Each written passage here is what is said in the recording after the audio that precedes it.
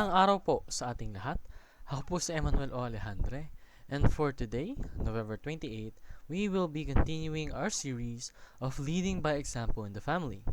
And for today's topic, we will be focusing on active listening. Makikita natin ito sa James chapter 1 verse 19, titled Listening and Doing. My dear brothers and sisters, take note of this. Everyone should be quick to listen, slow to speak, and slow to become angry.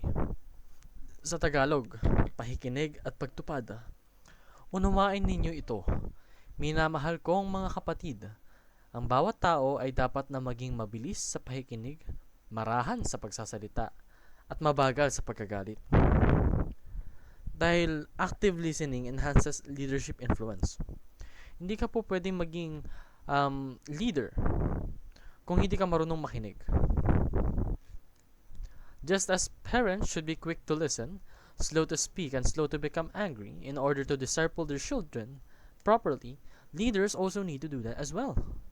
Para po tunay na mag-guide at ma-direct natin yung ating mga miyembro, kinakailangan marunong tayong makinig sa kanilang mga sinasabi.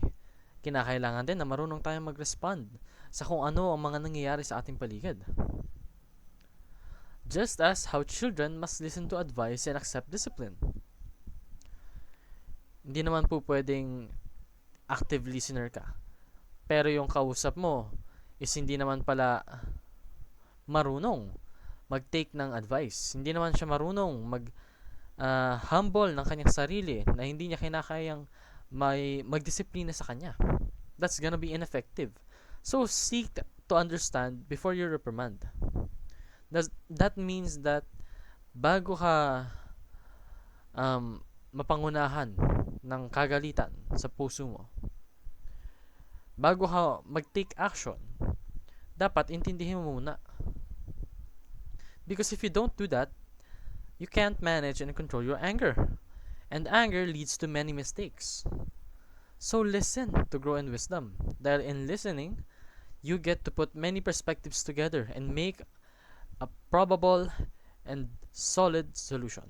Yun lamang po ang aking daily devotion. Maraming salamat sa pakikinig.